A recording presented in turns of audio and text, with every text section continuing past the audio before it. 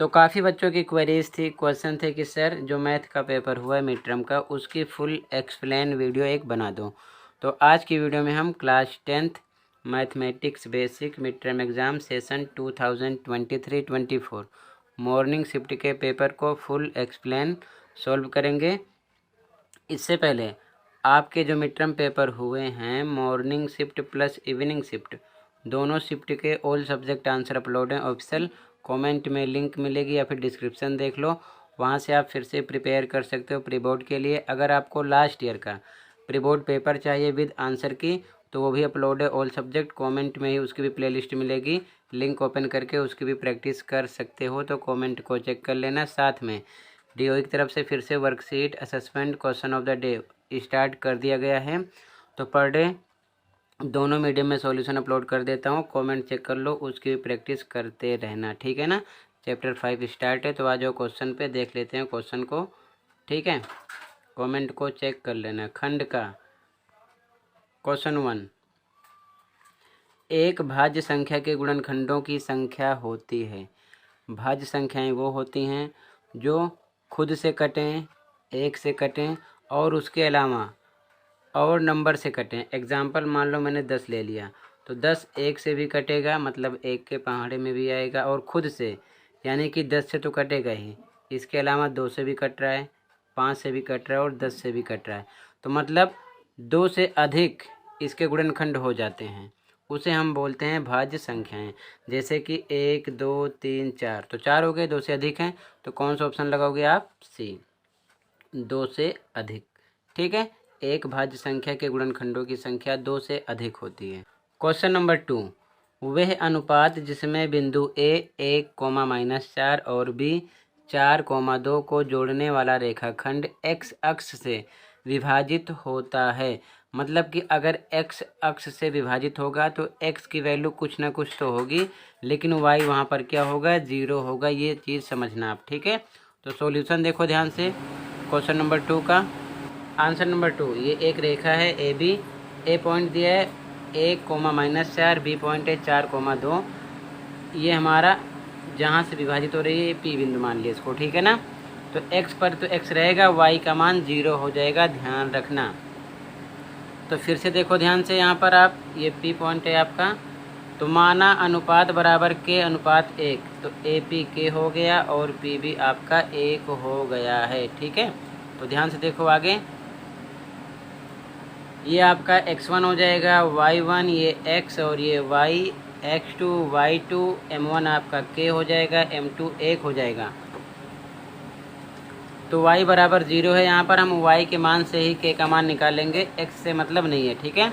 तो y के लिए फॉर्मूला क्या होता है आपका? y बराबर m1 y2 plus m2 y1 बटे में m1 प्लस m2, इसकी वैल्यू रख दो ध्यान से समझ कर। तो y पर आप रखोगे y 0 है, 0 रख दिया। m1 y2, m1 आपका है k गुणे में y2 आपका है 2, k गुणे 2 प्लस से प्लस m2 y1, m2 आपका 1 है, y1 -4 है, 1 गुणे -4 बटे में m1 प्लस m2 है, तो k प्लस 1 हो जाएगा। वैल्यू ऊपर से देखकर रख दो, ओके। आगे सोल्व करो, बटे 1 लगा लो, बटे 1 लगा के क्रॉस मल्टीप्लाई करोगे तो k प्लस 1 का 0 से होगा, 0 हो जाएगा। फिर इधर k का 2 से करोगे, 2k माइनस प्लस माइनस हो जाएगा, 4 एकम 4 आ जाएगा। फिर से बराबर प्लस 2k 0 की तरफ आएगा, -2k हो जाएगा, बराबर -4, माइनस से माइनस कट जाएगा, k बराबर 4/2 और डिवाइड करोगे तो 2 दूना 4, 2 आ जाएगा। k का मान आएगा 2, तो हमने अनुपात माना है k अनुपात 1, तो k पर आ गया 2 अनुपात 1, यानी कि बी ऑप्शन आपका राइट था क्वेश्चन नंबर 2 में, ठीक है। तो ये आपका आंसर नंबर 2 है, ठीक है। स्क्रीनशॉट लो, आगे देखो। तो क्वेश्चन नंबर 2 में आपका बी ऑप्शन राइट है। क्वेश्चन 3, यदि दो त्रिभुजों पी क्यू आर और एक्स वाई जेड में पी क्यू बटे एक्स वाई बराबर क्यू आर बटे वाई जेड बराबर पी आर बटे एक्स जेड है, तो कौन सा ऑप्शन राइट है? तो यहाँ पर आपका सी ऑप्शन राइट है। और राइट कैसे है देखो ध्यान से, पी क्यू आर और दूसरा त्रिभुज है आपका एक्स वाई जेड। अब देखो यहाँ पर स्टार्टिंग में P है, तो स्टार्टिंग में x आना चाहिए, तो P पर आपका स्टार्टिंग में x है, फिर बीच में Q है तो बीच में y है, तो बीच में Q है और यहाँ पर Q पर क्या होना चाहिए, y होना चाहिए। यहाँ पर देखो लास्ट में Q है और लास्ट में ही y है, ठीक है। फिर R है, R पर आपका Z होना चाहिए, R बीच में है तो Z भी बीच में है। ये कंडीशन हो गई। दूसरी कंडीशन क्या है, कैसे समझोगे, देखो PQ ऊपर लिखा है तो PQ देखो ध्यान से, PQ बटे XY, तो PQ स्टार्टिंग और लास्ट में है और XY भी स्टार्टिंग और लास्ट में ही है, ठीक है। उसके बाद में इधर क्या बच गया, PQR में से R बचा, R पे इधर XY क्या होना चाहिए, Z होना चाहिए, तो R पे Z होना चाहिए।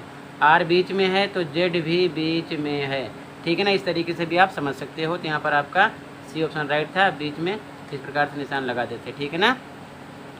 आगे देखो ध्यान से, अगला क्वेश्चन, क्वेश्चन नंबर 4। यदि किसी समय किसी लड़की की परछाई उसकी लंबाई की √3 गुना है तो सूर्य किस कोण पर झुका हुआ है। सॉल्यूशन देखो, इंपॉर्टेंट क्वेश्चन था, ऐसे क्वेश्चन फिर से आ सकते हैं, ध्यान रखना। आंसर 4। अब मान लो ये लड़की की ऊंचाई है BC, H मान लिया, तो जो लंबाई है यानी कि ऊंचाई है, परछाई √3 गुना है उसके, तो H का √3 गुना √3H हो जाएगा, ये परछाई होगी, ठीक है, ध्यान रखना। तो इस कंडीशन में ध्यान से देखो, ये लंबाई है, ये लंब है और ये क्या है, आधार है। तो हम यहाँ थीटा के लिए tan थीटा लगाएंगे। इसमें कंडीशन होती है लंब बटे आधार, ठीक है ना। तो tan थीटा बराबर लंब आपका H है, आधार है √3H, इस प्रकार लिखेंगे और H से H कट हो जाएगा, H एक MH, यानी कि tan थीटा बराबर 1/√3 और 1/√3 पाई चार्ट वैल्यू देखोगे तो tan 30 पर होता है। किस पर, tan 30 बटे थीटा नहीं है, 30 से ध्यान रखना। तो देखो tan से tan कट जाएगा, थीटा बराबर क्या मिलेगा आपको, 30, ठीक है। तो यहाँ पर आपका ए ऑप्शन राइट था, ठीक है, ध्यान रखना, ये ध्यान रखना, यहाँ पर ये 30 है, ठीक है, ध्यान रखना, ठीक है। आंसर 4 हो गया। आगे देखो क्वेश्चन नंबर 5। यदि m+2 m+4 और m+6 का अंक गणितीय माध्य 5 है तो m का मान है। सॉल्यूशन देखो, आंसर 5, माध्य बराबर प्रेक्षणों का योग बटे प्रेक्षणों की संख्या। 9th में भी पढ़ा होगा और अगर आपने 10th में भी पढ़ा है तो फॉर्मूला आपको पता होगा, ठीक है ना। तो माध्य 5 दिया है और प्रेक्षणों के योग में सारे नंबर जोड़ लेंगे, m+2 m+4 m+6 बटे में एक टोटल कितना है, 1 2 3 4 लिख दिया संख्या पर, ठीक है। अब ये बटे 1 लगा के क्रॉस मल्टीप्लाई करोगे तो ये 5 चौक 20 आ जाएगा। इधर m 4 बार है, 4m हो गया और नंबर जोड़ दो, 2 4 6 6 12 आ गया। 12 20 की तरफ आएगा, माइनस हो जाएगा, 4m बचेगा इधर, तो घटाने पर 8 आएगा बराबर 4m, तो m बराबर 8/4, 4 दूना 8, 2 आएगा। m का मान 2 आएगा, जो कि आपका बी ऑप्शन राइट था, ओके।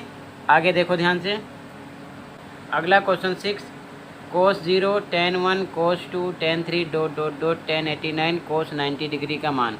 तो ध्यान से देखो, इनमें से किसी की वैल्यू का पता नहीं है। cos 90 का पता है, कितना होता है, 0, तो पूरे टर्म में अगर हम 0 से लास्ट में मल्टीप्लाई कर देंगे तो आंसर कितना मिल जाएगा, 0। यहाँ पर आपका बी ऑप्शन राइट था, 0, ठीक है ना, समझ गए। एक बार सॉल्यूशन भी देख लो। आंसर 6 इस प्रकार आपको करना था, ठीक है ना। यहाँ पर हमको पता है cos 90 0 होता है, तो सबकी वैल्यू रखने के बाद में हम cos 90 पर क्या करते, 0 रख देते, और जब 0 से मल्टीप्लाई पूरे टर्म में होता तो हमको आंसर क्या मिल जाता है, 0। बी ऑप्शन राइट था, ओके, ध्यान रखना। आगे अगला क्वेश्चन नंबर 7। यदि द्विघात बहुपद kx² - x + k के शून्य के बराबर हैं तो k का मान है। सॉल्यूशन देखो, आंसर नंबर 7, हमको पता है d बराबर 0 के होगा क्योंकि बराबर है, तो d होता है b² - 4ac बराबर 0। यहाँ पर a क्या है आपका, k है, b क्या है, -1 है, c क्या है आपका, k है, ठीक है ना। तो वैल्यू रख दो b पर, -1 का स्क्वायर, 4 पे 4, a पर आपका k है, इंटू c पर भी k है, यहाँ पर वैल्यू रख दी गई =0 के। इसको सोल्व करोगे 1 आएगा, इधर 4k² हो जाएगा =0 के। तो यहाँ पर +1 इधर आएगा, -1 हो जाएगा, दोनों तरफ माइनस से माइनस कट आउट हो जाएगा, तो k² बराबर 4 इधर डिवाइड में आ जाएगा, तो k बराबर स्क्वायर हटेगा, रूट लगेगा, और ये किसका वर्गमूल है, 1 × 1 और नीचे 2 × 2, तो जोड़े में से निकलेगा 1/2। प्लस के साथ भी रहेगा, माइनस के साथ भी रहेगा, ठीक है, जो कि आपका बी ऑप्शन था, ठीक है। आंसर 7। अगला क्वेश्चन 8, त्रिभुज ABC में MN समांतर AC के है, BN बटे में NC बराबर है BM बटे AM के और वो बराबर 1/2 के, तो MN AC का मान निकालना है। सॉल्यूशन देखो, आंसर नंबर 8 क्वेश्चन में दिया है MN समांतर है AC के, तो MN बटे में AC बराबर होगा, इधर देखो BM बटे में पूरी लाइन AB के, यहाँ पर ये लिखा गया MN बटे AC, MN बटे में AC बराबर होगा BM बटे में AB पूरी लाइन के, ठीक है ना। तो इसकी वैल्यू क्या है, इतना 1 है, BM 1 है, MA 2 है, तो यहाँ पर हम BM पर क्या रख देंगे 1 और बटे में AB पूरी लाइन के लिए ये 2 है, ये 1 है, 2 + 1 हो जाएगा 3 आ जाएगा, 1/3 निकलेगा, जो कि A ऑप्शन है आपका, ठीक है। आगे अगला क्वेश्चन नंबर 9, यदि A² और B² दो सह अभाज्य संख्याएं हैं तो A और B है, तो ये भी सह अभाज्य संख्याएं होंगी, ठीक है ना, डी ऑप्शन राइट हो जाएगा इसका, ठीक है। आगे क्वेश्चन 10, एक समकोण त्रिभुज ABC में एंगल C 90 है, यदि साइन A का मान 8/17 है तो साइन B का मान है। सॉल्यूशन देखो, आंसर नंबर 10, ये ट्रायंगल हो गया, C 90 डिग्री है और दे रखा है साइन A 8/17, तो साइन A का फॉर्मूला सोचो, सबसे पहले होता है लंब बटे कर्ण, तो लंब ये हो जाएगा 8 और कर्ण आपका हो जाएगा 17 क्वेश्चन के अकॉर्डिंग, ठीक है ना। अब जो शेष साइड यानी भुजा बच रही है आधार है, पहले हम आधार निकाल लेंगे, तो डायरेक्ट फॉर्मूला अप्लाई करो, आधार बराबर रूट में कर्ण का स्क्वायर माइनस लंब का स्क्वायर, कर्ण पर क्या रखोगे 17 का स्क्वायर माइनस लंब पर 8 का स्क्वायर, 17 का स्क्वायर 289 माइनस 8 × 64 घटाओगे 225 और 225 किसका वर्गमूल है 15 × 15 का जोड़े में से एक बाहर निकलेगा 15 आएगा, मतलब कि आधार आ गया 15। क्वेश्चन में पूछ रहा है साइन बी तो फॉर्मूला क्या होता है लंब बटे कर्ण, लेकिन साइन बी एंगल से आपको देखना था, बी एंगल से जस्ट सामने आपका लंब होगा, ये कितना आया है 15 और उसके बाद में कर्ण आपका सेम रहेगा 17, तो लंब बटे कर्ण यानी कि आपका बनेगा लंब बी एंगल से 15/17 आपका आंसर आता, जो कि सी ऑप्शन था, ये आपका आंसर नंबर 10 हो जाएगा, ठीक है। आगे देखो क्वेश्चन नंबर 11 देखो, क्वेश्चन नंबर 11, यदि दो वृत्तों का व्यास 18 सेंटीमीटर और 24 सेंटीमीटर है तो दिए गए दोनों वृत्तों के क्षेत्रफलों के योग के बराबर क्षेत्रफल वाले वृत्त का व्यास है। सॉल्यूशन देखो, इंपॉर्टेंट क्वेश्चन है, ऐसे क्वेश्चन फिर से आ सकता है। आंसर 11, तो दोनों वृत्तों की त्रिज्याएं निकालेंगे, व्यास दिया है 18 और 24, तो त्रिज्या बराबर हो जाता है व्यास बटे में 2, तो 18/2 9 आएगा और दूसरे वाले का 24/2 करेंगे 12 आएगा, ठीक है, ये चीज़ समझ में आ गई। अब प्रश्नानुसार पहले वृत्त का क्षेत्रफल प्लस दूसरे वृत्त का क्षेत्रफल बराबर होगा बड़े वृत्त के क्षेत्रफल के, तो यहाँ पर हम ऐसे लिख सकते हैं, और त्रिज्याएं अलग अलग हैं तो मान लेना R1 R2 R3, ठीक है ना, क्योंकि अलग अलग हैं। तो फॉर्मूला अप्लाई करो, पाई R1 लिख देंगे R1 स्क्वायर, फिर प्लस पाई R2 स्क्वायर, फिर बराबर होगा पाई R3 स्क्वायर के। तो इसमें पाई कॉमन है, निकाल लिया, तो दोनों तरफ पाई से पाई यहाँ पर कट जाएगा। R1 की वैल्यू 9 है, R1 आपका R2 12 है, तो 9 के स्क्वायर प्लस 12 के स्क्वायर बराबर R3 के स्क्वायर के, क्योंकि पाई तो कट चुका है, तो 9 के स्क्वायर 81, 12 के स्क्वायर 144, जोड़ोगे 225 बराबर R3 के स्क्वायर के। तो R3 बराबर स्क्वायर हटेगा, रूट लगेगा बच्चों, 225 रूट में हो जाएगा, ये रूट में जाएगा तो वर्गमूल बन जाएगा, 15 × 15 होगा अंदर, तो 15 बाहर निकलेगा। तो कह रहा है कि व्यास निकालना था बड़े वृत्त का, अगर त्रिज्या बोलता है तो आंसर 15 होता है, लेकिन व्यास बोल रहा है तो व्यास बराबर होता है 2 × R यानी 2 × त्रिज्या, त्रिज्या जब 15 आ गई तो व्यास आ जाएगा 2 × 15 30, ठीक है ना, 30 आपका आंसर था, समझ गए। इस प्रकार से सोल्व करते हैं इसको, ठीक है, अच्छे समझ लेना, कहीं पर कोई डाउट होगा बता देना। अगला क्वेश्चन देखो, 12वां क्वेश्चन, वर्ग अंतराल 12 से 28 का वर्ग चिन्ह है, ठीक है। तो सॉल्यूशन देखो, आंसर 12, वर्ग चिन्ह बराबर दोनों नंबर को प्लस कर लेते हैं, 12 + 28 बटे में 2, और जोड़ोगे तो आ जाएगा 40, ठीक है, बटे में 2 भाग करोगे तो 20 आ जाएगा, ए ऑप्शन राइट था, 20 आता, ठीक है। वर्ग चिन्ह के लिए आगे फिर से ऐसे क्वेश्चन आ सकते हैं, ध्यान रखना, ठीक है। अगला क्वेश्चन समीकरण युग्म x बराबर 3 और y बराबर -4 आलेखीय रूप से उन रेखाओं का प्रतिनिधित्व करती हैं जो हैं, 4 ऑप्शन है। सॉल्यूशन देखो पहले डायग्राम के हिसाब से समझो। आंसर नंबर 13, x बराबर 3 है तो मान लो x पर यहाँ पर +3 हो रहा है आपका, ये रेखा ऐसे जाएगी। y बराबर -4 है तो y पर -4 यहाँ पर है, ठीक है ना, ये y है और ये आपका x है। तो इस प्रकार से रेखा जाएगी, दोनों एक दूसरे को क्या कर रही हैं, कट कर रही हैं, ठीक है ना, कट कर रही हैं। कहाँ पर, यहाँ पर।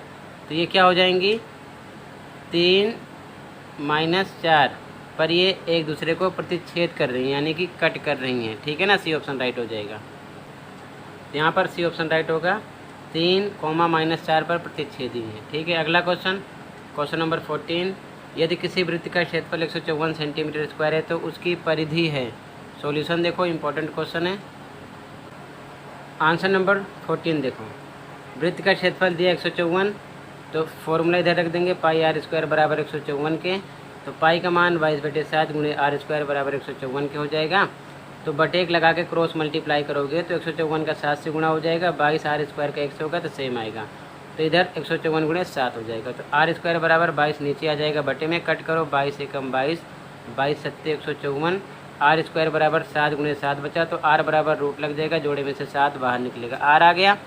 लेकिन क्वेश्चन में कह रहा था परिधि, तो परिधि का फॉर्मूला अप्लाई कर देंगे, 2πr, 2 पे 2, पाई का मान 22/7, r आपको मिल चुका है 7, 7 से 7 कट जाएगा, 22 का 2 से गुणा करो, 44 आएगा, जो कि ए ऑप्शन था आपका, ठीक है। पहले r निकालेंगे, फिर फॉर्मूला लगा के परिधि निकाल लेंगे। अगला क्वेश्चन, क्वेश्चन नंबर 15, 404 और 48 का लघुत्तम समापवर्तक यानी कि LCM 4848 है, तो इन दोनों का महत्तम समापवर्तक का मतलब HCF निकालना है। सॉल्यूशन देखो ध्यान से। आंसर नंबर 15 में डायरेक्ट फॉर्मूला अप्लाई करो, आपको पता होगा HCF बराबर A × B अपॉन में LCM, मतलब कि A प्रथम पद है, B दूसरा पद है, ध्यान रखना। तो A 404 है, B 48 है, LCM दिया है क्वेश्चन में 4848, तो कट करो, ये आ जाएगा 48 एकम 48, ये आ जाएगा 101, और 101 से 404 को कट करोगे तो 101 एकम 101, चौके 404, यानी कि आपको 4 मिल जाएगा। आंसर सी ऑप्शन आपका राइट था, ठीक है। अगला क्वेश्चन देखो, क्वेश्चन नंबर 16, यदि समीकरण 3x - 2y बराबर 7 और 9x + ky बराबर 21 संपाती रेखाओं को दर्शाते हैं तो k का मान है। इंपॉर्टेंट क्वेश्चन है, ऐसे क्वेश्चन फिर से आपको मिलेंगे। सॉल्यूशन देखो, आंसर नंबर 16, इक्वेशन इधर है तो यहाँ पर ध्यान से देखो, पहले ये A1 हो जाएगा, A1 3, A2 9, B1 -2, B2 k, C1 7, C2 21 हो जाएगा। तो संपाती रेखाओं के लिए क्वेश्चन में दिया गया तो कंडीशन ये होती है, A1/A2 बराबर B1/B2 बराबर होता है C1/C2 के वैल्यू रख दो। A1 पर आपका 3, A2 9, 3/9 बराबर B1 B2 -2 बटे में k बराबर C1 C2, 7 बटे में 21 आ गया, ठीक है ना। सोल्व करो तो टोटल इन दोनों को सोल्व कर लो तो क्या आ जाएगा, क्रॉस मल्टीप्लाई करो, 3 के बराबर 9 दूना 18 -18, तो के बराबर -18 बटे में 3 6 आ जाएगा, आंसर आ गया। चाहो तो आप इन दोनों को भी कर सकते हो, तो -2 का 21 से होगा -42 आएगा, 7 का k से होगा, 7 के आ जाएगा, k बराबर -42 बटे में 7, 7 से 42, चाहे आप इन दोनों को लेकर सोल्व करो या फिर इन दोनों को, ठीक है। k का मान आता -6, जो कि आपका सी ऑप्शन राइट था, ठीक है ना, आंसर नंबर 16 में। अगला क्वेश्चन देखो, जहाँ पर डाउट होगा बता देना। क्वेश्चन नंबर 17, क्वेश्चन नंबर 17 देख लो, 6 संख्याओं का माध्य 16 है, एक संख्या को हटाने पर 6 संख्याओं का माध्य 17 है। हटाई गई संख्या है, सॉल्यूशन देखो, आंसर 17, 6 संख्याओं का माध्य 16 है तो 6 संख्याओं का योग निकाल लो, 16 गुणे 6 96 आ जाएगा। कह रहा है एक संख्या कम करने पर, एक संख्या कम करेंगे तो 6 में से कितनी बचेगी, 5, तो 5 संख्याओं का माध्य क्वेश्चन में दिया 17 है, कम करने पर 17 है तो 17 लिखेंगे। तो 5 संख्याओं का योग भी निकाल लो, 17 को 5 से गुणा कर दो, 85 आ जाएगा। तो हटाई गई संख्या 96 में से 85 घटा दो, आ जाएगा आंसर 11। यही आपका आंसर हो जाएगा, जो कि ए ऑप्शन राइट है, ठीक है, 11 आएगा आंसर नंबर 17 में। आगे, यदि -4 बहुपद x² - x -3 के +2 का एक शून्यक है तो k का मान है। तो जहाँ पर x से -4 रख के सोल्व कर लेना है। देखो सॉल्यूशन, आंसर नंबर 18 बहुपद लिखा गया है और -4 रखेंगे इस पर, तो एक्स स्क्वायर -4 के स्क्वायर, फिर -x, फिर -4, ठीक है। 3 के +2 सेम लिखा गया बराबर 0 के। इसको डबल टाइम करोगे तो प्लस का हो जाएगा, 4 चौक 16, माइनस माइनस प्लस में आ गया, और ये माइनस माइनस प्लस 4 हो जाएगा। इधर 3 के ब्रैकेट हटेगा तो प्लस माइनस माइनस 2 हो जाएगा बराबर 0 के। 16 4 20, 20 में से 2 घटाएंगे नंबर तो 18, -3 के बराबर 0 के, तो 18 इधर भेजेंगे माइनस के साथ हो जाएगा, प्लस का है तो -3 के बराबर -18, माइनस माइनस कट जाएगा, के बराबर 18/3, 3 6 18, के का मान आएगा 6, जो कि आपका ए ऑप्शन था। ठीक है, आगे देखो क्वेश्चन नंबर 19 एंड 20 अभिकथन और कारण वाले क्वेश्चन थे, ABCD में आंसर देना था। तो ध्यान से देखो, सबसे पहले क्या कह रहा है अभिकथन, 8 sec square a - 8 tan square a - 3 का मान 5 है। तो पहले इसको सोल्व करेंगे तो पता चलेगा, ठीक है ना। तो सॉल्यूशन देखो ध्यान से, आंसर 19 अभिकथन क्वेश्चन में दिया था, सेम लिख लिया गया, ठीक है ना। अब इन दोनों में हम क्या करेंगे, कॉमन नंबर निकालेंगे, 8 बाहर आ जाएगा, बचेगा sec square a - tan square a लिखा गया। यहाँ पर आप t a के बाद n लगा लेना, गलती से लिखा नहीं है। फिर -3 सेम लिखा गया, ठीक है ना। अब हमको पता है कि sec square a - tan square a बराबर 1 के होता है, तो हम यहाँ पर 1 रख सकते हैं। तो 8 गुणे 1 रख दिया, इसकी वैल्यू -3।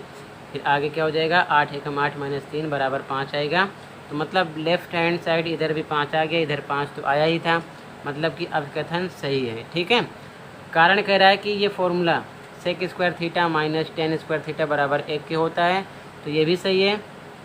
थीटा पे a हो सकता है, b हो सकता है, c हो सकता है, कुछ भी हो सकता है, ये बराबर 1 के होता है। और सेम यही फॉर्मूला अप्लाई किया तो ये आंसर भी मिला है, मतलब कि दोनों कथन राइट हैं। कारण अभिकथन की व्याख्या भी कर रहा है, तो मतलब यहाँ पर हम ए ऑप्शन लेंगे, समझ गए। अगला क्वेश्चन देखो, यहाँ पर आप टी ए के बाद n लगाकर स्क्वायर लगाना ध्यान रखना। अगला क्वेश्चन, तो 19 में आपका ए ऑप्शन होगा, दोनों कथन कारण सत्य हैं और जो कारण है अभिकथन की सही व्याख्या है, ठीक है। क्वेश्चन नंबर 20, क्वेश्चन नंबर 20 अभिकथन कह रहा है ए, चतुर्भुज ABCD में यदि AB बराबर BC और AD बराबर CD है तो यह एक समांतर चतुर्भुज है। तो सबसे पहले समांतर चतुर्भुज बना लेते हैं, देखो ध्यान से, ये समांतर चतुर्भुज है। समांतर चतुर्भुज की सम्मुख भुजाएं समांतर और समान होती हैं, मतलब कि AB बराबर होगा CD के और AD बराबर होगा BC के, ठीक है ना। ये समांतर चतुर्भुज की पहचान है। लेकिन क्वेश्चन में कह रहे हैं AB बराबर है BC के, AB बराबर है BC के, जो कि गलत है। AD बराबर है CD के, AD बराबर है CD के, ये भी गलत है। तो मतलब अभिकथन गलत हो गया है, ठीक है। अभिकथन गलत हो गया है तो डी ऑप्शन वैसे भी लगा देंगे। फिर से एक बार क्वेश्चन पे आ जाओ, और यहाँ पर कारण में कह रहे हैं कि समांतर चतुर्भुज एक चतुर्भुज है जिसकी सम्मुख भुजाओं के दोनों युग्म बराबर होते हैं, बिल्कुल सही बात।